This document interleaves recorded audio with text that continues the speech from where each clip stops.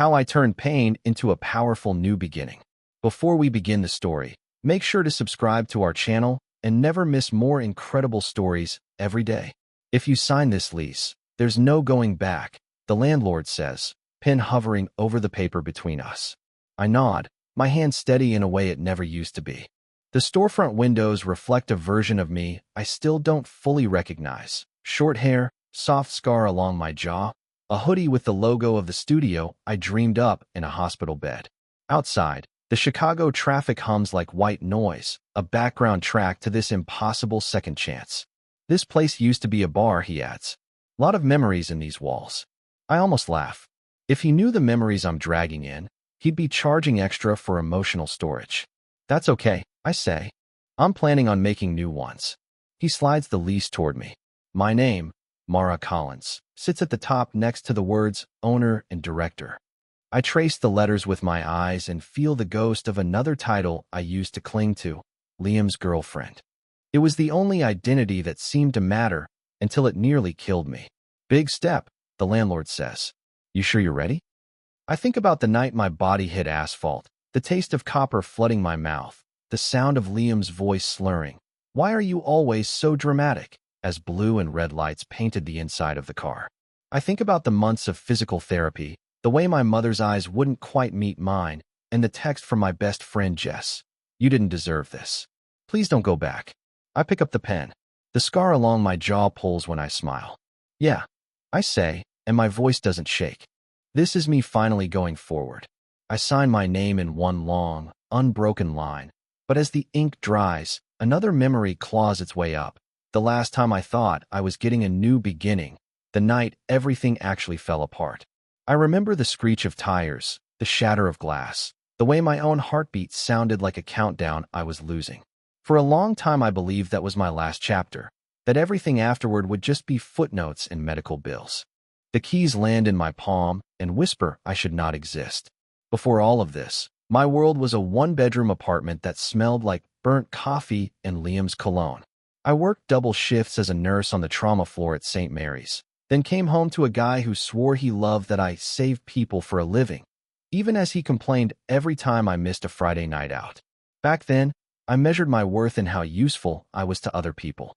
At work, that meant staying late, skipping breaks, saying yes when they begged someone to float to another unit. At home, it meant ignoring the way Liam's jaw tightened when I mentioned grad school, or how he'd joke about my sad little scrubs when his friends came over in their tailored suits. You're too sensitive, he'd say when I flinched. I'm just messing with you, Mars. He was the only one who called me that. Somehow he made my own nickname sound like both a compliment and a leash. I told myself he was just stressed. He worked in sales for some tech company downtown, always chasing quotas, always half on his phone, even when we were watching a movie. Once I make enough, he'd promise.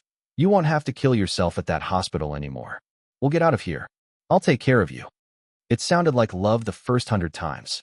After that, it started to sound like a threat I was too tired to analyze. Still, I swallowed it with my reheated takeout and let him turn the volume up when my phone buzzed with night shift alerts. The first red flag should have been so obvious. One night, I came home an hour late because a teenage girl coded, and we fought like hell to bring her back. I walked in, still smelling like antiseptic and adrenaline, and found Liam on the couch with his friend Tyler, laughing at a meme. My eyes went straight to the empty Chinese boxes on the table. You couldn't wait? I asked, trying to keep my voice light. Liam didn't even pause the TV. Babe, you're always saving strangers, he said. You can't expect us to starve for your hero complex. I laughed along with them, but something inside me folded in half and stayed that way. Once you know what to look for, the cracks seem obvious. At the time, they were just tiny moments I filed under relationship stuff everyone deals with. There was the party at Tyler's condo, for one. Liam handed me a drink and wrapped an arm around my waist like I was part accessory, part trophy. His co-workers were clustered by the kitchen island, laughing about some client disaster. I mentioned, offhand, that I'd been thinking about applying to a nurse practitioner program in the fall. That's cute, one of the guys said. Dr. Light. Liam didn't defend me. He smirked and added, she gets bored. Last month it was yoga teacher. Just wait. They all laughed. My face burned hot enough to sterilize instruments. Later I told him, You made me feel like a joke, and he rolled his eyes. You were joking, Mars, he said. You're not seriously going back to school. Be real. Another time, my phone lit up with a message from my sister, Elle, asking when I'd come visit. We miss you in actual daylight, she wrote, heart emoji and all. Liam saw the screen and said, You're not driving out there next weekend. We've got the lake house with Tyler in them. I hesitated. I haven't seen Elle in months. He kissed my forehead like I was a child asking for candy before dinner. You'll see her at Christmas. Don't be dramatic. And then there was the message I wasn't supposed to see. One Sunday morning, his phone buzzed on the coffee table while he was in the shower. The preview line flashed. Can't stop thinking about last night. No name, just a heart icon. My stomach lurched. I picked up the phone, thumb hovering over the screen, pulse pounding loud enough to drown the shower's hiss. Don't snoop, I told myself. You're tired. It's probably nothing. I put the phone back exactly as it was, lining up the edges like evidence I'd chosen to ignore. When Liam came out, towel around his waist, he wiped the notification away without reading it, humming like nothing in our world could possibly be wrong. I decided it was safer not to know what he'd done. The night everything shattered didn't start like a catastrophe. It started like any other Friday, with Liam buzzing my phone during a double shift. Tyler got us a table at Halcyon. Be ready by 8. Wear the black dress, winky face. I stared at the message, my patient's chart still open on the computer. Mrs. Alvarez was spiraling, her blood pressure stubborn, her son asking a million questions I didn't have time to answer. I typed back, might be late. Short-staffed again, and shoved the phone into my scrub pocket. By the time I clocked out, my feet throbbed and my brain buzzed with alarms that kept ringing even after I left the hospital. At home, Liam was pacing in the living room, already in a pressed shirt that smelled like expensive laundry detergent and whiskey. You're 45 minutes late, he said instead of hello. I was saving someone's mother, I snapped, before I could swallow it. He snorted. You always say that like you're the only nurse in Chicago. We fought in low, hissing voices while I changed. I should have stayed home. I should have taken the fight as an omen and pulled on sweatpants instead. But the black dress was right there, hanging in the closet like a peace treaty, so I zipped myself into it and followed him out. Halcyon was loud and dark, the kind of place where everyone shouted to be heard and no one remembered what they'd said the next morning. Liam drank like he was trying to win something. Shots appeared, then disappeared. Tyler clapped him on the back every time he downed another. Slow down, I murmured, hand on his arm. You're driving. He rolled his eyes. I'm fine. You're such a mom, Mars. Hours later, the road home blurred into streaks of light. I watched the speedometer creep higher, fingers digging into the seat. Liam, seriously, slow down, I said louder this time. He laughed and took his eyes off the road to look at me. Why can't you just relax for once? He asked, still smiling when the pickup in the next lane suddenly swerved into us. The last sound I remember is metal screaming louder than me. When I woke up, the world had been reduced to beeping machines and the antiseptic tang of my own workplace. It was disorienting, realizing I was on the other side of the curtain. Hey, Mars, Jess whispered, eyes rimmed red, when I finally clawed my way through the fog. Welcome back. My throat felt like sandpaper. What happened? Her jaw clenched. You don't remember? Fragments drifted back, Liam laughing, headlights, the impossible sound of metal folding. I reached for my phone instinctively, then froze at the 4 taped to my hand, the brace around my neck, the heaviness in my leg. You were in an accident, Jess said carefully. Compound fracture in your femur, concussion, some internal bruising. You scared the hell out of us. Liam. The words scraped out of me before I could stop it. She looked away. He walked away with a few stitches. The days blurred after that. My mother came once, sat stiffly at the foot of the bed, hands folded around her purse like it was a life raft. You need to be more careful, she said, as if I'd tripped on the sidewalk instead of been driven into a guardrail by the man who claimed he'd protect me. Liam didn't come at all. At first, I defended him in my head. He was probably overwhelmed. Maybe he felt guilty. Maybe visiting would make everything worse. When Jess admitted quietly that his blood alcohol level had been over the legal limit, my brain rejected it like a bad transfusion. He told the cops you grabbed the wheel, she added, voice shaking with fury. Said you were freaking out, made him lose control. Something in my chest cracked wider than the bone in my leg. I stared at the ceiling tiles and thought about all the times I'd apologized for upsetting him when he'd been the one throwing emotional punches. Friends visited once or twice, then tapered off. Work sent flowers and a card signed by people who'd see my empty locker every shift. My phone filled with unanswered messages I was too exhausted to open. Alone at 3 a.m., lit only by the blue glow of the monitor, it was hard not to wonder whether surviving had actually been a mistake. Sometimes I wished the crash had taken the choice away completely. Help didn't arrive like a movie montage. It showed up as a clipboard and a woman with tired eyes and a badge that read Patel, LCSW. "Hi, Mara," she said, pulling up a chair. "I'm Priya. The team asked me to check in before discharge." "I'm fine," I lied automatically. She glanced at my chart, then back at me. "Your body's not fine yet." And usually, when something like this happens, the mind takes longer to heal than the bones. I wanted to roll my eyes, tell her I saw worse every night at work. But she asked one simple question that punctured my armor. "Has anyone believed your version of what happened?" The words sat between us like broken glass. Finally, I whispered, "Jess does." "Anyone else?" she asked. I thought about Liam's voicemail. "I'm sorry you're upset, but you know how you get when you drink," and my mother's muttered, "You two just bring out the worst in each other." I shook my head. She slid a business card onto the tray table. "You don't have to go through this alone. There's a support group for survivors of intimate partner violence that meets a few blocks from your apartment. No pressure. Just think about it." I stuck the card in my bag and pretended to forget it.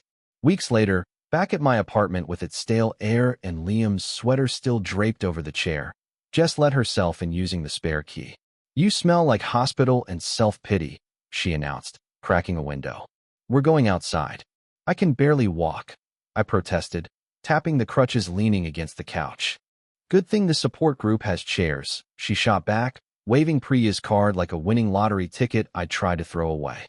I'd forgotten Jess had been there when Priya handed it to me.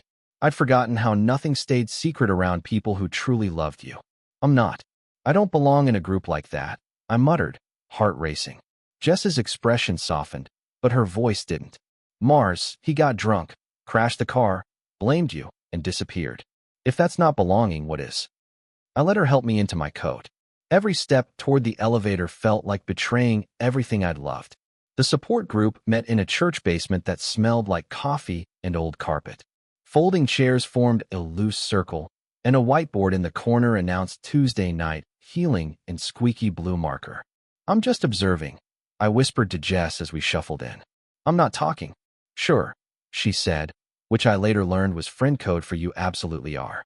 People trickled in, an older woman with a purple scarf, a guy in work boots, a college student with a backpack still slung over one shoulder. Priya sat near the center, clipboard in her lap, eyes kind but unflinching. "Welcome," she said. "You're not here because you're weak. You're here because you survived." My throat tightened. When it was my turn to introduce myself, I managed, "I'm Mara. I'm a nurse. I was in a car accident." The words "because my boyfriend was drunk and blamed me" throbbed behind my teeth, but they didn't make it out. Afterward, a woman named Dana caught my eye. "First night?" she asked. "Is it that obvious?" I tried to joke. She smiled sadly. "You keep tugging your sleeve over your wrist like I used to. Took me months to stop hiding bruises that weren't there anymore." Her honesty rattled something loose, but it also terrified me. If I said the truth out loud, it would become real in a way I couldn't take back. That night, back in my apartment, the silence felt heavier than usual. Jess had gone home. The city noise outside seemed muted. I sat on the couch, staring at Liam's contact on my phone. My fingers moved almost on their own. "We need to talk," I typed, then deleted it. I tried again. "Hope you're okay." Delete. Every draft felt like both a surrender and a plea.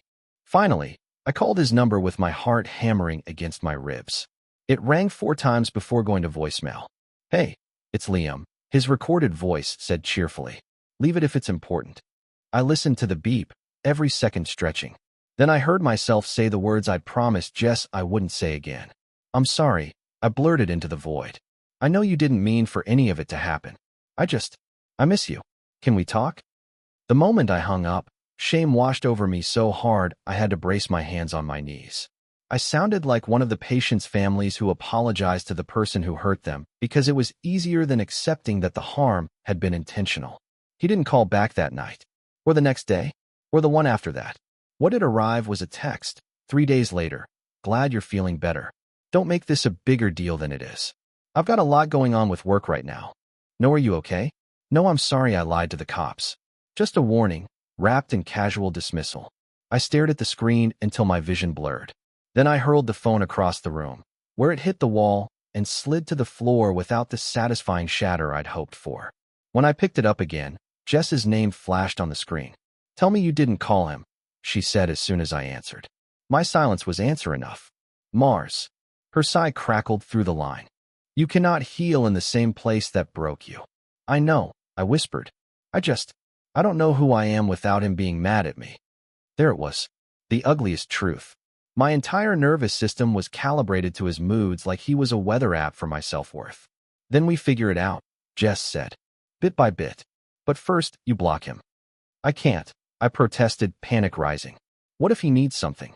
What if you die next time? She snapped. What if the next accident isn't something you wake up from?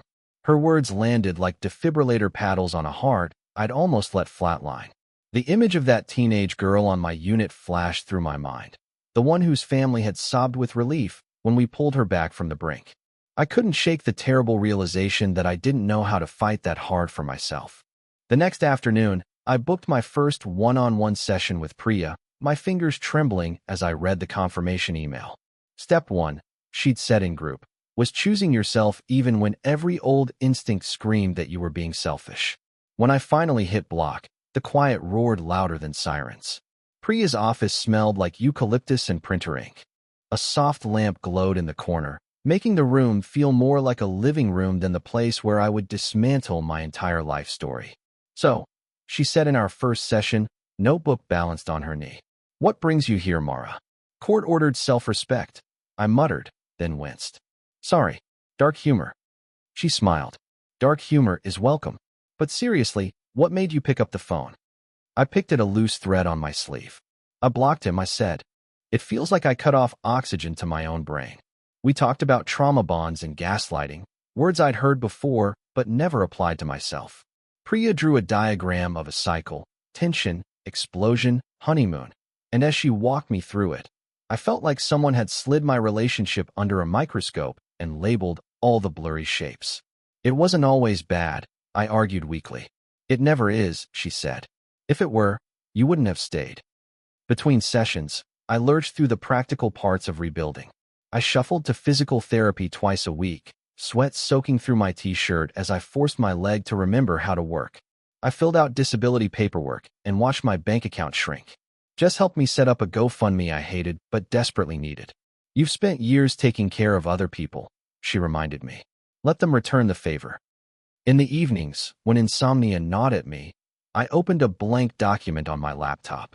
At first, it was just a list, things I'd loved about nursing before Liam, before burnout. Holding someone's hand during a code, teaching families how to manage meds, watching a patient walk out who wasn't supposed to make it. The list grew. Underneath it, another heading appeared. If I could build anything from this wreckage. Ideas tumbled out, community workshops on basic life support, a space for caregivers to vent, classes on navigating the healthcare system without losing your mind. The idea seemed ridiculous, impossible, far too big for someone who still needed help climbing stairs. Still, the idea burned quietly, a tiny flame that refused extinction. The first real proof that my life was changing came in annoyingly practical form. An email from HR telling me my position at St. Mary's was officially on hold until I was cleared for full duty. You have time, Priya said in session when I showed her. Use it to build the life you want, not just rush back to the one that almost broke you. So I did small things that felt enormous. I redesigned my resume. I drafted a proposal for a community health workshop and emailed it to a neighborhood center.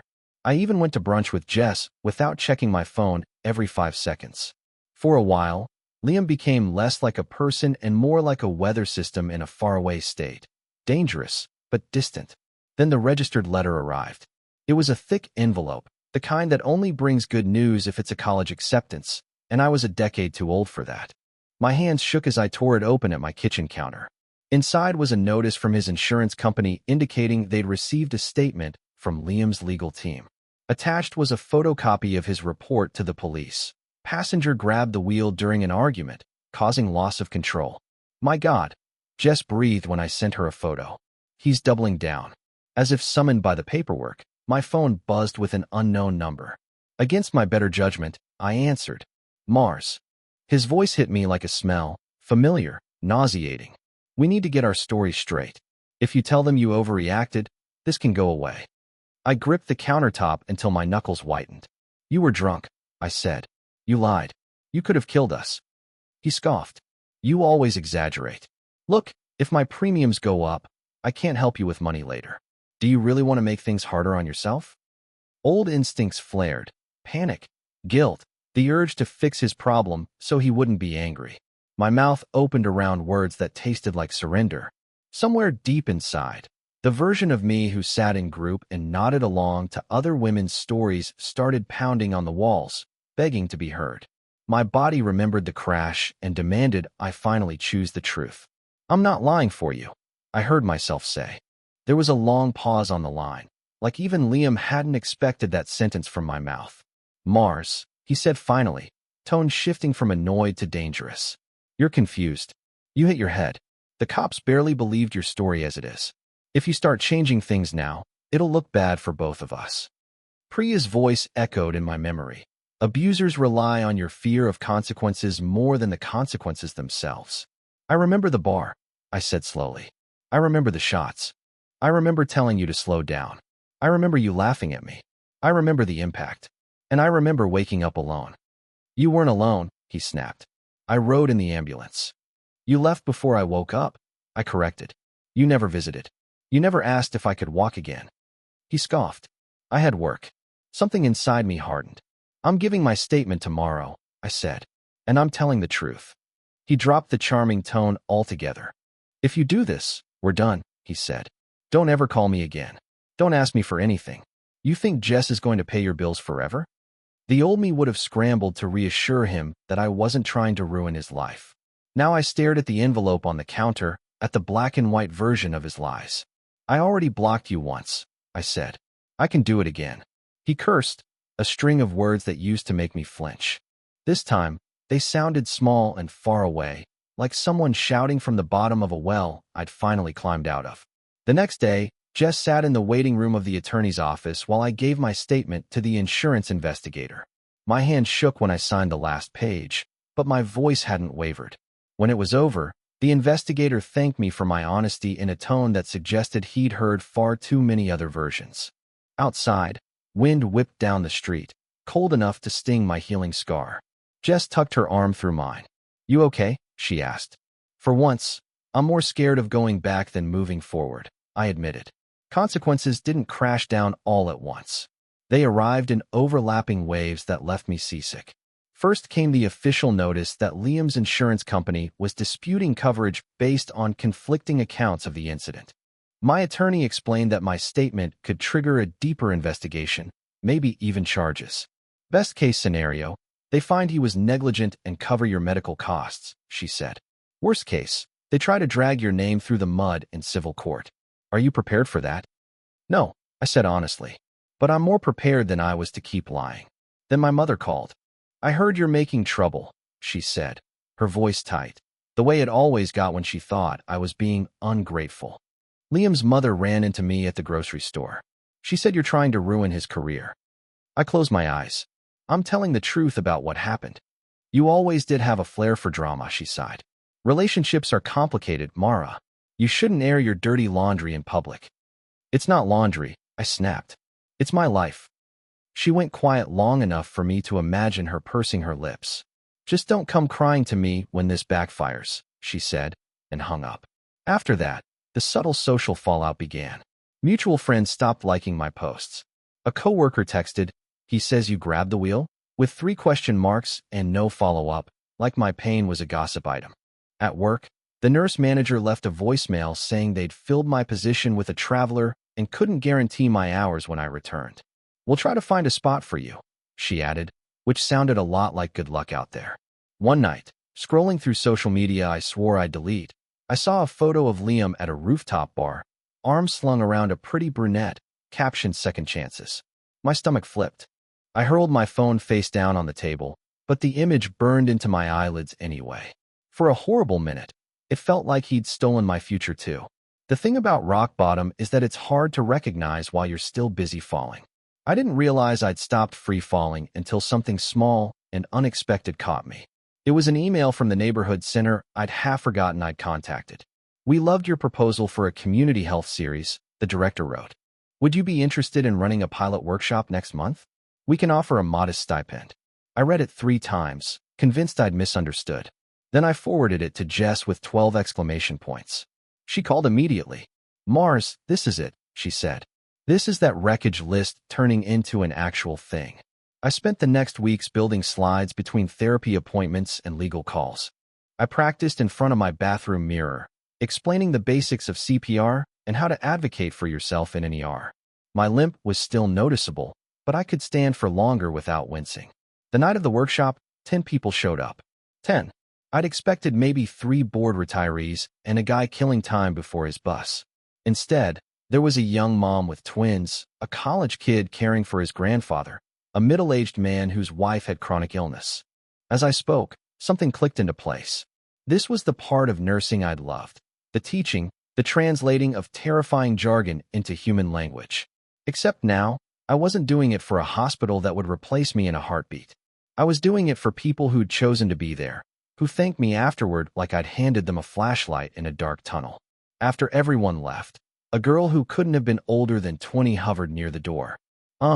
She said, twisting her sleeve. "I saw your fundraiser. The one about the accident. I went through something similar." We talked for almost an hour, trading pieces of our stories like contraband hope. As she left, she squeezed my hand. "Seeing you up there made me think maybe I'm not ruined," she said. When the door closed behind her and the room finally went quiet, a strange warmth flooded my chest. For the first time, my scars felt like a roadmap forward.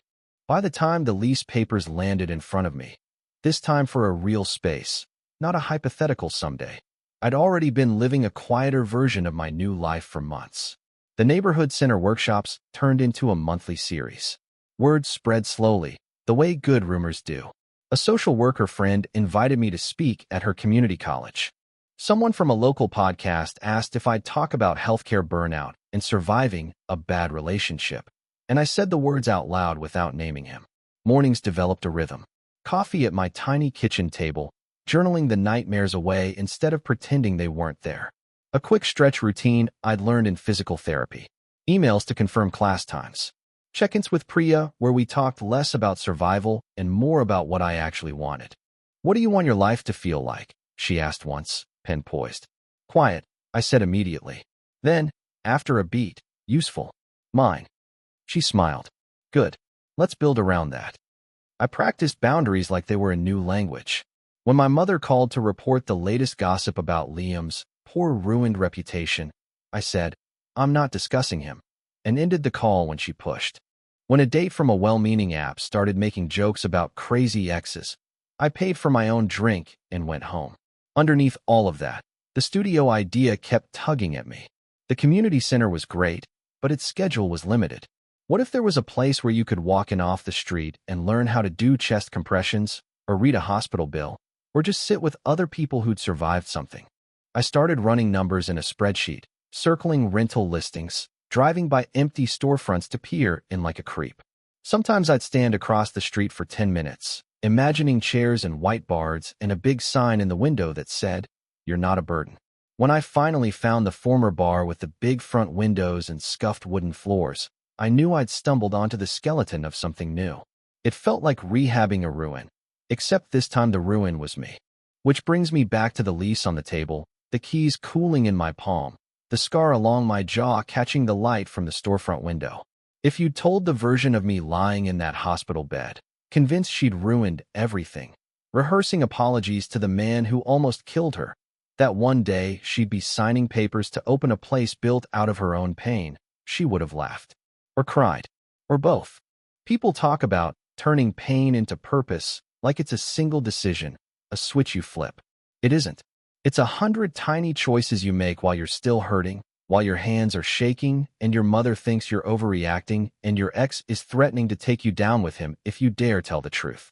It's blocking the number, showing up to the group, telling the investigator what really happened, choosing not to go on that second date with the guy who jokes about crazy women, letting your friends start GoFundMes and bring casseroles and sit on your couch while you ugly cry. It's also all the boring stuff no one posts about, filling out grant applications, arguing with landlords over square footage, spending an afternoon figuring out how to make a flyer that doesn't look like it was designed in 2003. Pain didn't magically make me wise or noble. It just stripped away the illusion that pleasing other people would keep me safe. The night of the crash, I almost died trying not to make a scene. Now, I run classes where I literally teach people how to yell for help and keep a heart beating until the ambulance gets there. I'm still scared most days. Scared the studio will fail, scared the bills will outnumber the students, scared I'll wake up and the old version of me will be waiting, ready to drag me back. But then I think about Dana from group, about the college kid caring for his grandfather, about that girl who said maybe she wasn't ruined. I think about the way Jess squeezed my shoulder this morning and said, "You built this, Mars." Out of nothing. Out of him. So here's my advice. If you're watching this and wondering if your rock bottom is all there is, don't wait to feel brave before you choose yourself.